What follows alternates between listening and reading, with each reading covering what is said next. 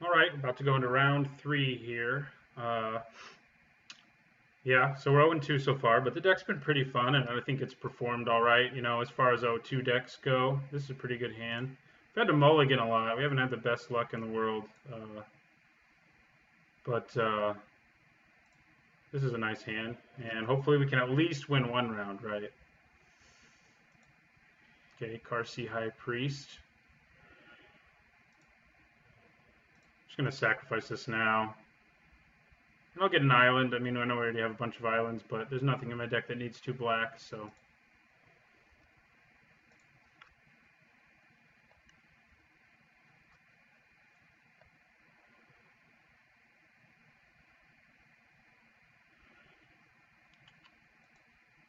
Now we will play our hand of Silumgar, who matches up pretty well with the Karsi High Priest. So we're up against black-red, it seems.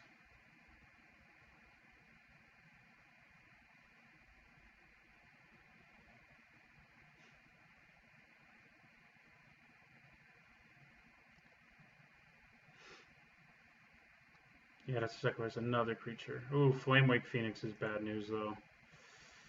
Bad news. We did see that card.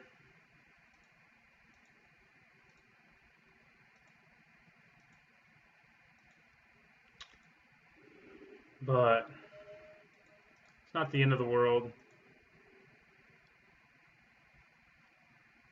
We do have an Aven Surveyor who can help a lot eventually. I think I'm probably going to play the Zephyr Scribe here. You know, just in case, like, you know, if he doesn't play another creature, we are in pretty good shape to do some more damage. I might have played the Jeskai Sage, and if I had something I wanted to exploit like next turn, but I don't have any exploit dudes in my hand, so we will take the 2 from the Flamewake Phoenix.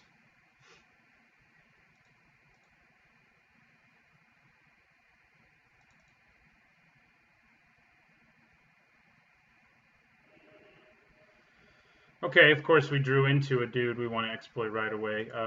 We're just going to swing, maybe as something like Ko with Venom, but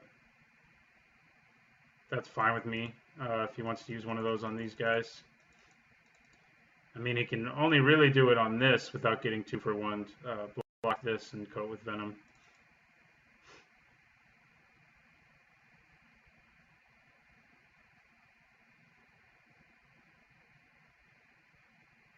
And that may be exactly what he's going to do.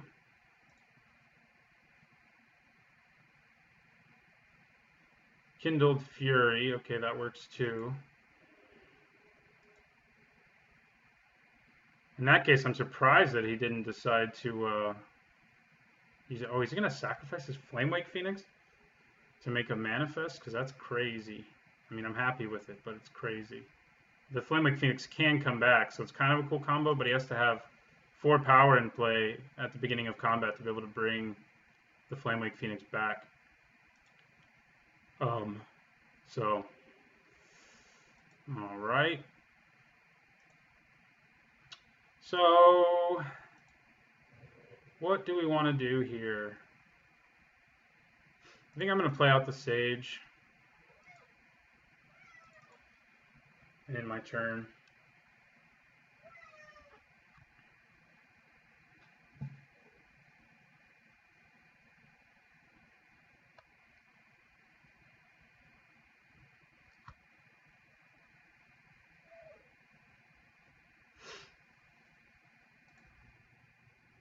He miscounted his mana. Okay, well, he must have thought he had some way to get a 4 power dude into play and then bring back his Flamewake Phoenix. Would have been nice for him. Would have been a nice turn for him. If he could have done that. Let's see what he does instead. Alright, Alesha's Vanguard. Not the most frightening card.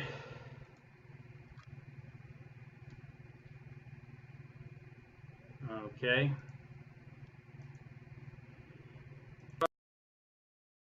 Alright, well this is... I think I'm just going to play the Drowner. I mean, I could Douse and Gloom, which might be nice here, but I'm just going to play the Drowner and sacrifice the Sage. We'll leave mana up like we have Coat with Venom, even though we don't. It doesn't hurt to try to trick your opponent.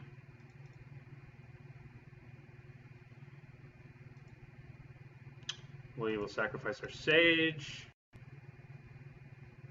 And I think we want to draw the card first. Good draw. Okay, well we had to hit a lot of nice stuff, didn't we? But we're going to take the Adept. If we get our Living Lore, he's got some nice food in the graveyard. And we're just going to pass.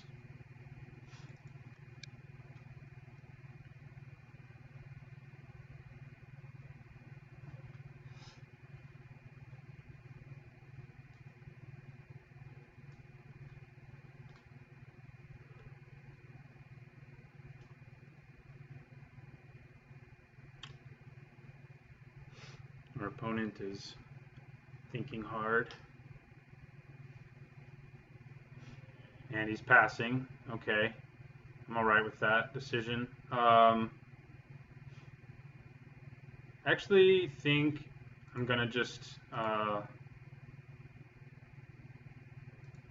defeat this guy right now. He can sack a dude in response if he wants, but I don't really think he'll net anything out of that. He can sack his Manifest and get another Manifest, you know? So it's, yeah. So he was thinking about doing that, but doesn't do him a whole lot of good. And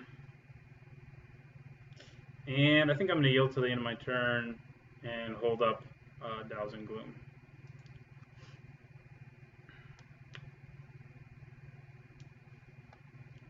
All right, so we're going to need to douse that in Gloom to keep him from getting back his he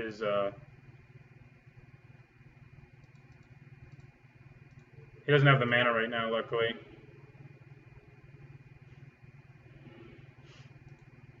Okay, so I think what we do here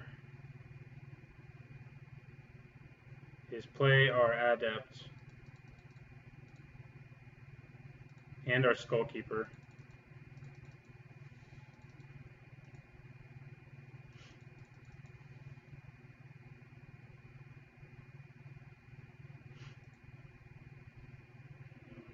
What did we just mill?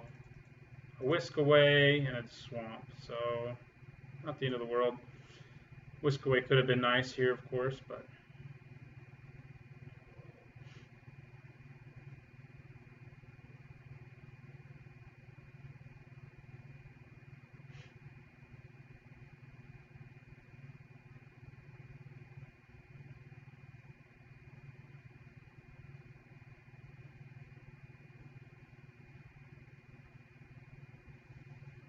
damn, Bullwing Marauder is some really bad news for us. He's just a massive monster. We do have a way to kill him, and but we're gonna hold off on it for a little while. That way will be to cast Dragonlord's Prerogative and give our Adept flying, and block him. There'll be a 4/4. But I think, you know, to slow him down, I'm just going to play our Surveyor right now.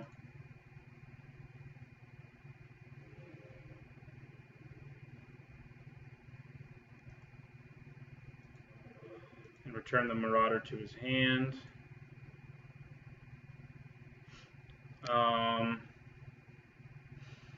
We don't really have any great attacks. I think I'm going to go ahead and attack with the Hand of Silumgar. I mean, if he wants to trade, I'm alright with that. He doesn't. That Manifest might actually be a card. Okay, now he's going to be able to get back his Flamewake Phoenix, which is pretty annoying.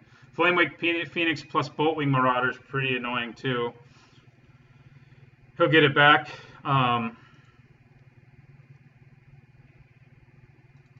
And he'll be able to give it like +2/+0 or something like that if he wants to.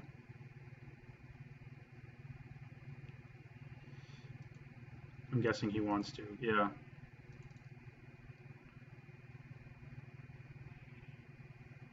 All right, I think we take it because we're not gonna be able to kill the Boltwing Marauder. Well, yeah, until he swings with it. So I think we just take it because he'll be able to get it back from his graveyard, and all we'll have done is prevented 4 damage. All right, well, that's kind of nice. Because we can do this and then keep mana up. So we're going to play our Faithful. We're going to sacrifice a Skullkeeper. And we're going to bounce the Marauder again.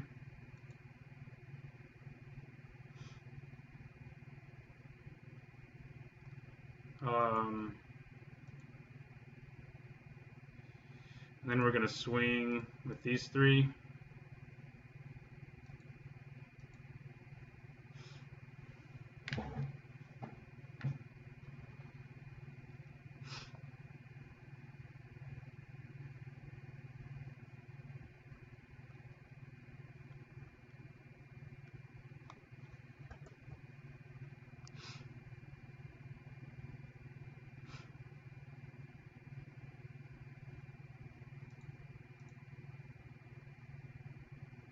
I'm not 100% sure now if I want to wait on, okay. So we'll kill the Manifest and lose our guy. There's a Conifer Strider. Does he have green in his deck? Guess he must. So he's at 10. I'm not sure if I want to save the Dragonlord's Prerogative. I think I have to, though. I think I have to save it to try to kill the Boltwing Marauder. Otherwise, things are just going to get out of control. So I think I have to hold on to it. Here's the Boltwing Marauder yet again. He's going to swing at us for 2, which we will.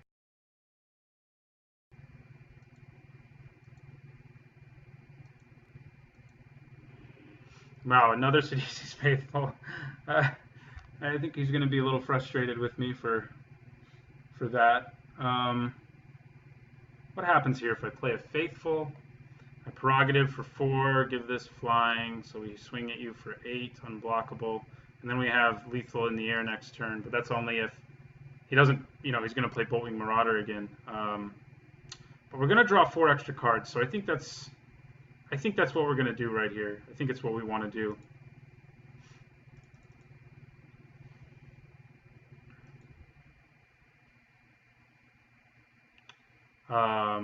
So we'll sacrifice one that just came into play, and we'll bounce him again. And then we'll play our Dragonlord's Prerogative.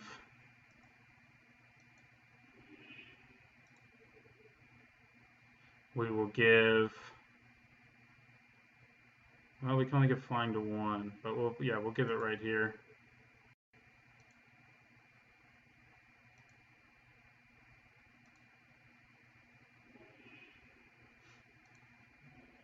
And we drew some nice stuff for sure. Other ways to deal with that Boltwing Marauder. We'll swing for 8, 6 of which you can't block.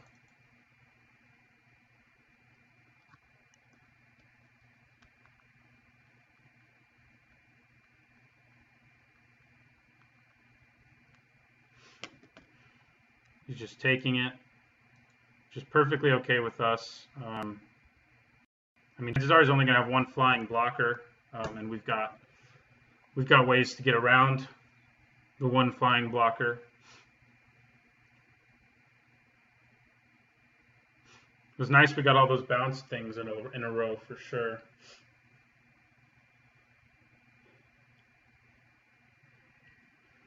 Not playing out the Marauder yet.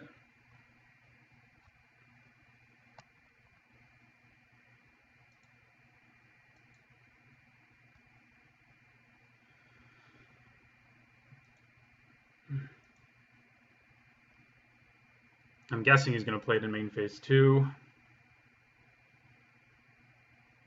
Unless he has something scarier to do. Oh, Silumgar Butcher's pretty scary for sure. But I don't think it's going to keep him alive. It's definitely not. So it's interesting he chose to do that. He's going to kill our adept, I'm guessing. Or maybe, yeah. Well, let's see. Maybe he has defeat. If he does, he has to play it now. So I'm cool with that. It's cool, though. He did some exploit pretty well. The Karsi High Priest and the Phoenix worked really well together, too. So let's see what he says. Sigh. Yeah. Yeah, I don't know what to say to that. I'm guessing he's about to scoop for game one.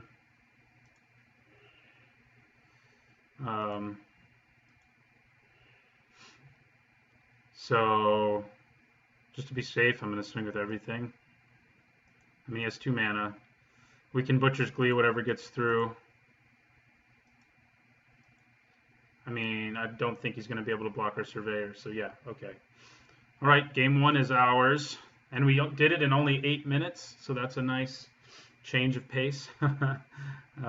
Hopefully we can make this happen again. We got pretty lucky with all the bouncing against that Boltwing Marauder. So, yeah, we definitely won Encase in Ice, which would have been something that could have saved us if we'd remembered to side it in the last game. I think we want to keep defeat in here too, though. We saw lots of 2-power guys. That would normally be what I traded out, what I would want to trade out. I think I'm going to lose Zephyr Scribe and go with this as it is.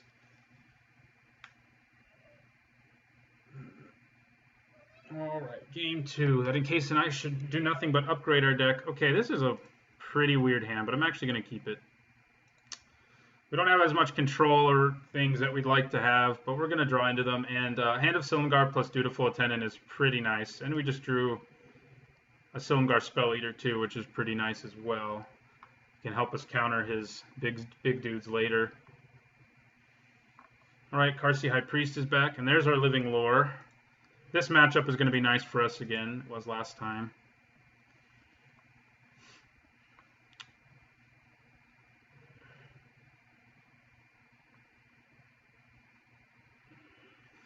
Okay. We're going to swing with our hand. If he has Kindled Fury again, then so be it. Yeah. Didn't look like he did. And we're going to play our Spell Eater face down.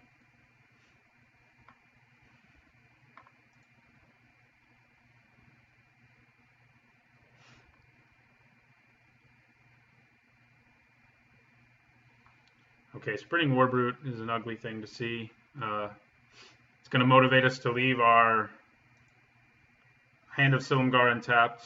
And once we get to 5 mana, it's something we can think about targeting. Not targeting, countering too. Since we don't have 5 mana yet, we're just going to swing with our Morph. Keep our Death Touch guy back. And I'll play out a Skullkeeper too. Maybe we find something for Living Lore to eat.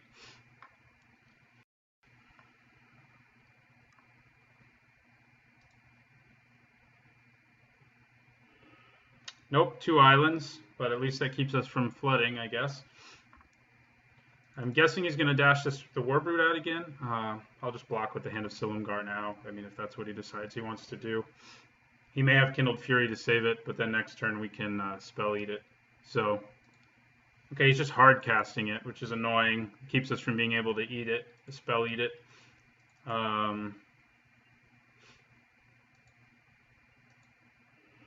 So we're just going to play out a 5th land, and we're going to pass our turn so we can Silumgar Spell Eat or something. Chances are he'll play something we can hit with that on this turn. It mana leaks things, basically, so...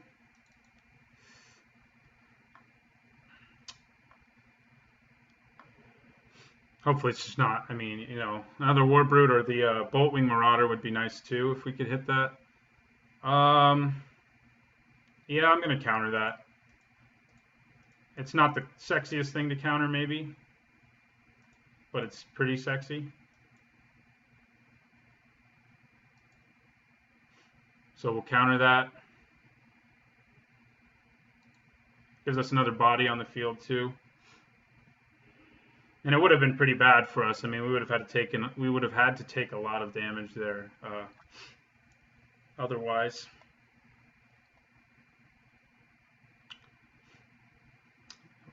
So he's gonna have to swing into our Hand of Silumgar now. If he'd taken it, you know, he would have hit us for 7, and I would have had to chunk block instead of trading.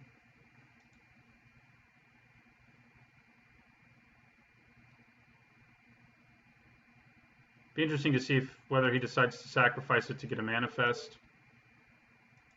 I don't think he will. I think he'd like to kill my Hand of Silumgar. No, it looks like he is going to sacrifice. Thank God damage doesn't go on the stack these days. In the days that it did, he could have killed my hand and manifested a guy. But it doesn't, so we get to be happy. All right, drawing lands where we can thin our deck out a little. Hopefully, eventually, we can hit something that can go into our graveyard for our Living Lore.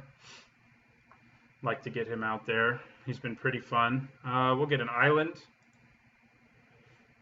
And I'm going to swing with my 2 dudes who aren't Hand of Silumgar. I mean, the Hand of Silumgar is pretty valuable right now. I mean, it's pretty nice.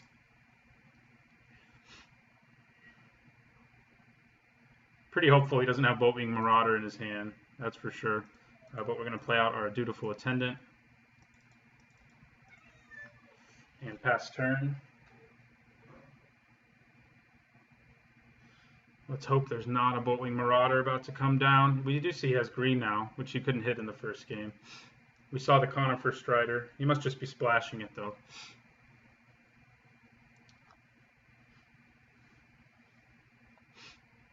We really could use some of our card draw spells. Plus, those are good with Living Lore.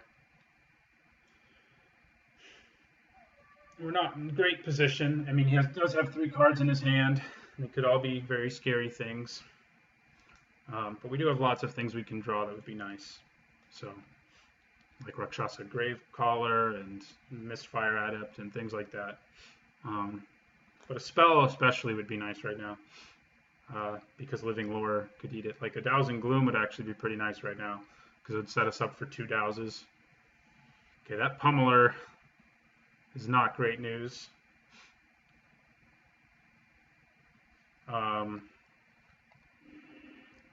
Okay, that reducing stature makes it much better news because that allows us to cut in on his formidable while also making him not have any really super attractive blocking right now.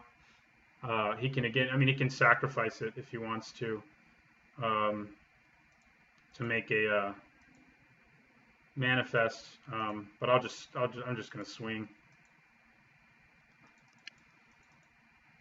He's just going to take it. He wants to keep the formidable ability out there, which is a little scary. It might mean that he has something in his hand that'll give him formidable, even with only 2 power on the table right now.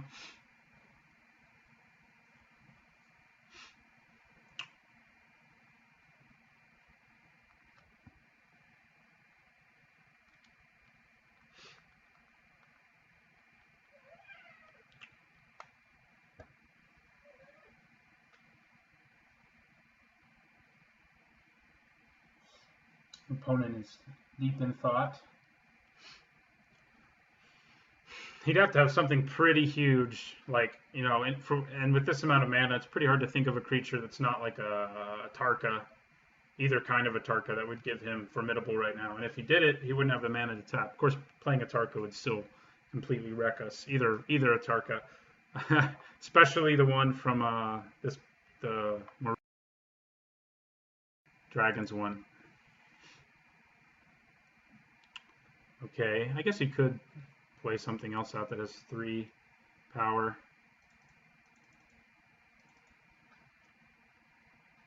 All right, his face down was his Flamewake Phoenix, which is nice for him. Bashes us.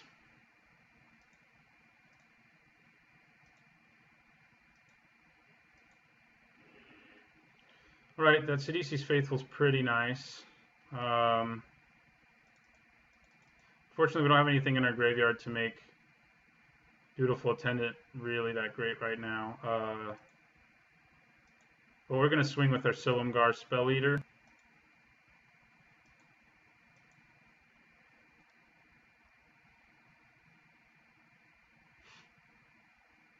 It'll put him at 4 if he takes it.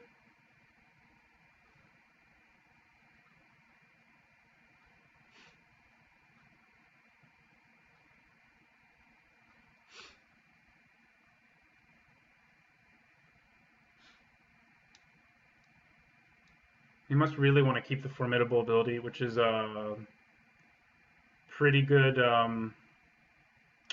motivation to Sidisi's Faithful, his Alesha's Vanguard. All right.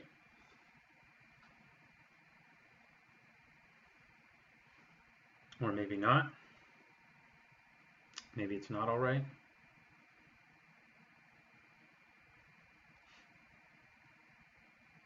Okay, he's taking it. So we're going to play Sidisi's Faithful. We'll sacrifice our Skull Keeper. And we'll bounce the Vanguard. And we'll end our turn after playing a Swamp. Living Lore, this is the first time we've actually had it be like a completely dead card for us. We have a lot of spells in our deck. We have, I think we have 8. And they're all left in our 22 card deck. So, you know, there's a 1 in 3 chance every time we draw a card right now that we hit it. It's actually a greater chance than that, but I'm not going to do the really specific math of it all. Our opponent, we're actually playing someone who plays slower than us, which is nice.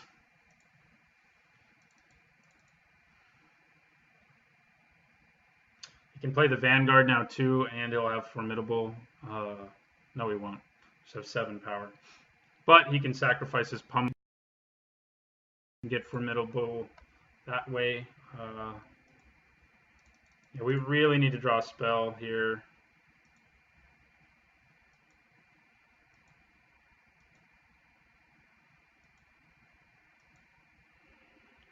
Well, Jeskai Sage is nice. I think I'm going to swing with both the hand and the Spell Eater right now. It'll be lethal. He'll have to, you know, he'll be less willing to double block our Spell Eater. He probably still will. And he can just block the Spell Eater with, I mean, the Hand of Silumgar with like most stuff that he has, but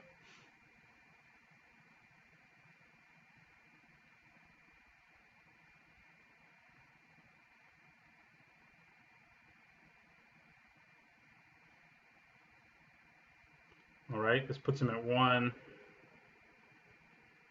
which is right where we want him to be. It was a Durgar Nemesis, which actually would have been pretty annoying against us. We're going to play Jeskai Sage. I mean, if he ever attacks with his Ground Dues, we can generate so much value. Oh man, now he's at 2. Living Lore really needs to... Oh, creature without flying can't block this turn. Okay, well that's fine. He still can't kill us. Or can he? Oh, Flame Rush Rider may break us. I think we are broken now. He can make a copy of his Pummeler. Yeah, that'll kill us. Yeah, that was pretty nice for our opponent. Yeah, copy of the Pummeler is in play. And we go to -1. All right, game 3.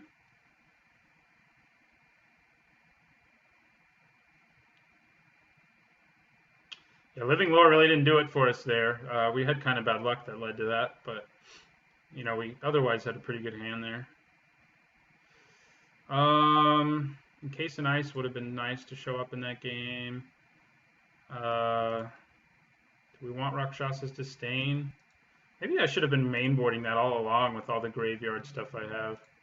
Come to think of it. I think we do want it. He has some pretty big bombs that are super problematic for us.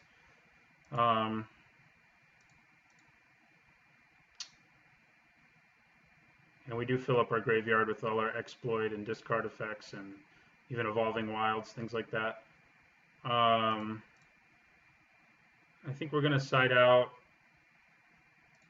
like probably Butcher's Glee. Yeah, that's what we're going to side out. It's nice, but this deck's really not aggressive enough for it, I don't think. So into game 3 we go.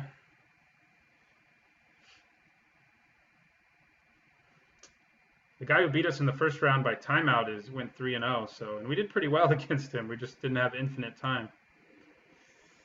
This is a pretty nice hand. It's not super great, but we do have Living Lore and Dows and Gloom, and Living Lore and Dragon Lord's Prerogative. I'll probably Dows and then play Living Lore with Dows and Gloom on it. It's probably what'll end up happening. That seems attractive.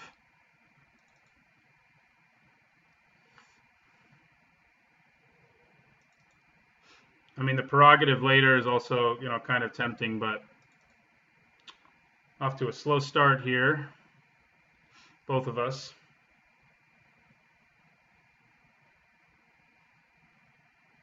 Oh, is he stuck on 2 lands? Unfortunately, we can't really punish him for that, huh? We needed to kill something for our Living Lore to be worth a dang, and we're just drawing lands. But this probably benefits us more than it benefits him. I mean, once he can finally play something, we're going to Dows it, and we're going to Dragon Lord's Prerogative eventually, so. Okay, Humble Defector, so we're going to Dows that.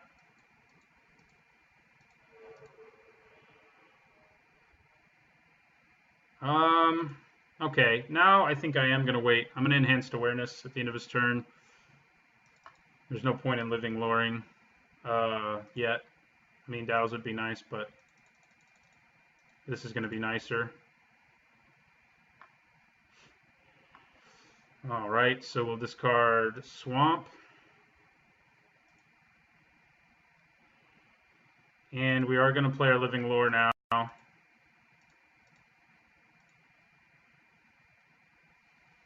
And we want Enhanced Awareness. And then we'll play Jeskai Sage.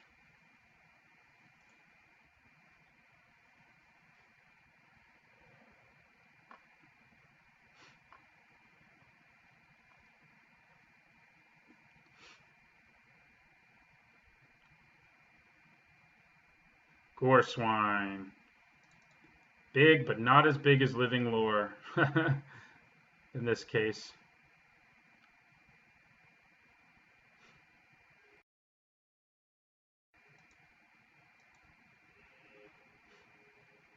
All right. We're going to swing with our Living Lore. We're not going to sacrifice it. We have Dragon Lord's Prerogative to just generate even more hand advantage. So he's just going to take. We don't want to sacrifice. No, thank you. And then we'll, if he wants to swing, we'll block with Jeskai Sage and we'll Dragon Lord's Prerogative. He may have something like Tamer Battle Rage, which would really hurt us right now. But, ooh, that really hurts us right now, too. Yeah, it does. All right. You may have that. He can also choose to sacrifice it, which is absolutely awful for us. So, really bad news. He's going to draw a bunch of cards. That's really good against Living Lore. Sucks to see that happen.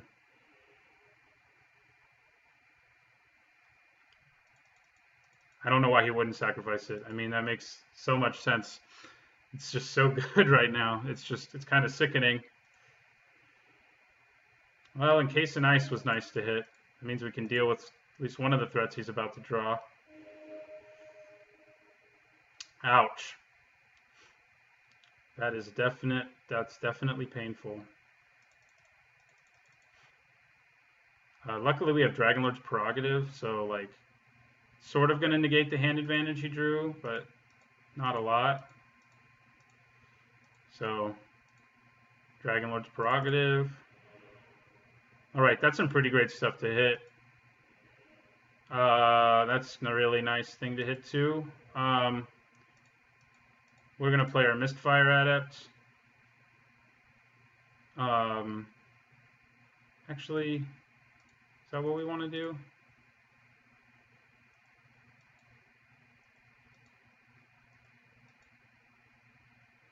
I think I'm just going to play the Hand of Silumgar.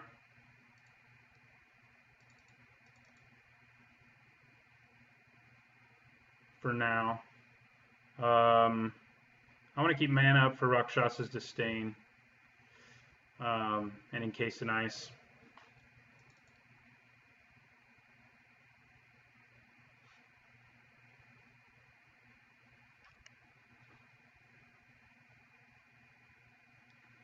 Okay. I'm just gonna encase that in ice.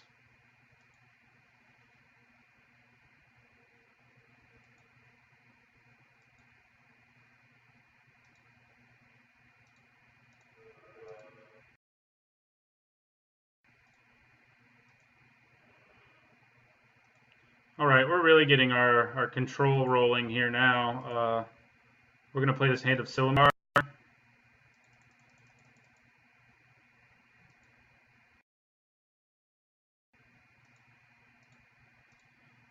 Face down. We have 6 mana left, but I want to leave mana up for either Rakshas's Disdain or Silumgar Spell Eater. This really should have been mainboard in my deck the whole time. That was a huge mistake of me not to mainboard it. I've always had a lot of cards in my graveyard because of the Sultai Skullkeepers and Enhanced Awarenesses and things like that. So it was really a no-brainer to put that into my deck. Okay, since we can do this, we're going to do it. And we will counter that.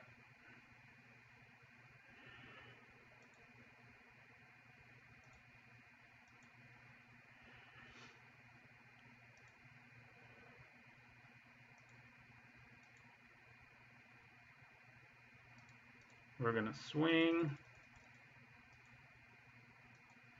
And now I'm going to play the Gravecaller, whatever the hell it's called. I keep calling it the wrong name, I know. And we'll sacrifice our hand to it. And then I'm going to play the Skullkeeper. And we should be in really good shape to win.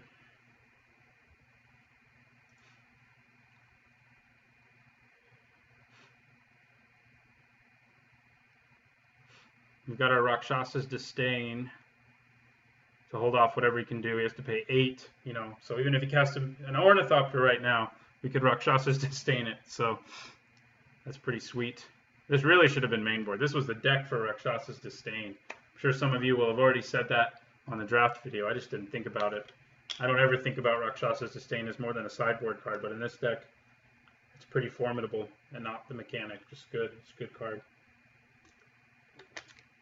It would have been effective for us.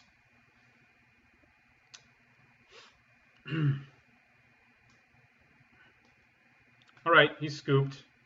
Things went pretty great for us there, despite getting our living lower lose calmed and everything. So we ended up going 1-2.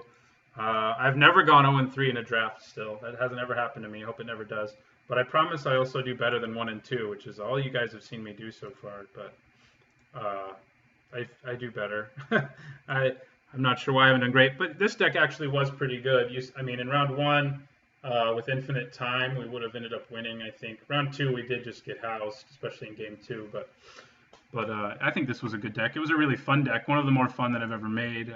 Living Lore played a role in a lot of our games, and it was a lot of fun. So thanks for watching, and I will be recording a Modern Masters draft. It will be the next draft I record because that will be coming out very soon. So thanks for watching.